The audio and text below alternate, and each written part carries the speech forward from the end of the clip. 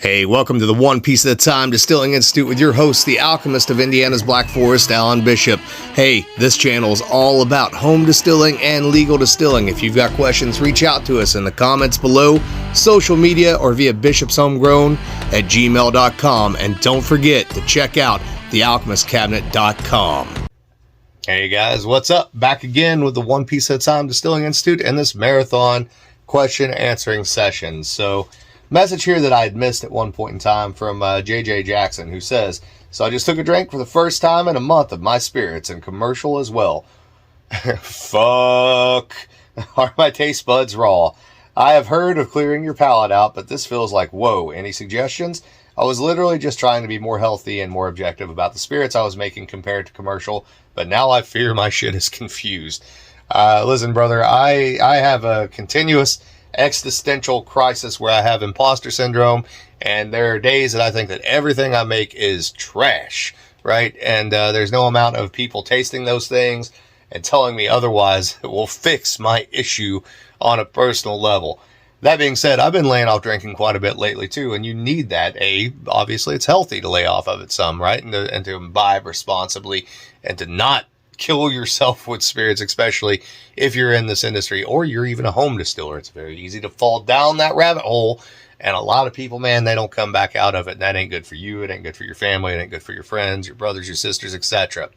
So that being said, so I don't know what you're tasting, right? I don't know if you're tasting barrel matured stuff, rapid age stuff, white spirit, all those sort of things, what proof it is, etc.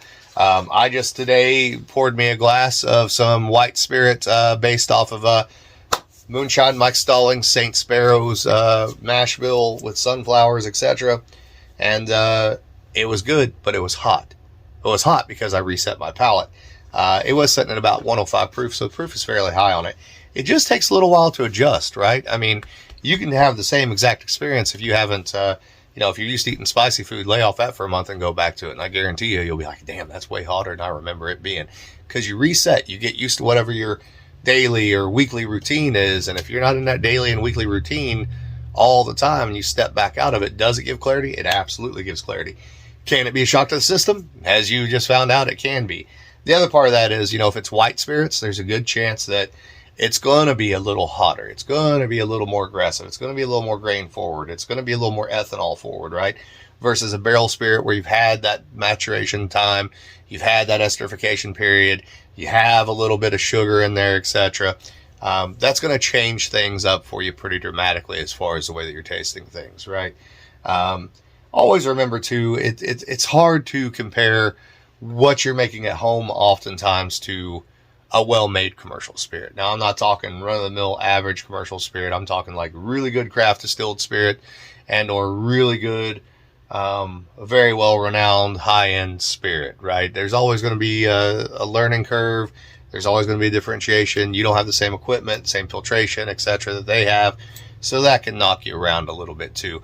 My suggestion would be, maybe before you sit down and taste through any of your stuff or even through the commercial stuff, get you a dram of some 80 proof commercial stuff, right? Or some 86 proof. Like, I love Evan Williams single barrel and Evan Williams bottled and bond, right? Of course, bottled and bond's a little higher proof, but I don't mind those. I don't even mind Four Roses Yellow Label as sort of an intro, right? You pour a glass of that after you haven't drank for a while. It's, it's a little mellower, a little more laid back, kind of prepare your palate, and then move into those higher proof things. Of course, too, the higher the proof, typically, although not always, you're going to get more ethanol heat. It's going to be more aggressive. And if you go from not drinking right into, hey, fuck, let's pour and I love these guys, and this is a great product. This is not a knock. Listen, I've lost days of work because of these guys. But if you go immediately from not drinking into, listen, bring me some Iron Root Harbinger, you're probably going to have that reaction up front. So I hope that answered your question, man. And sorry I missed it for so long. I know this is a short video, but it was an interesting question. I thought it was a good one to answer. So as always, guys, reach out to me.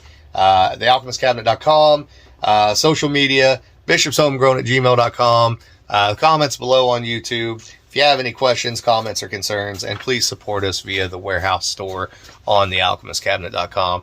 I love y'all. Have a great one.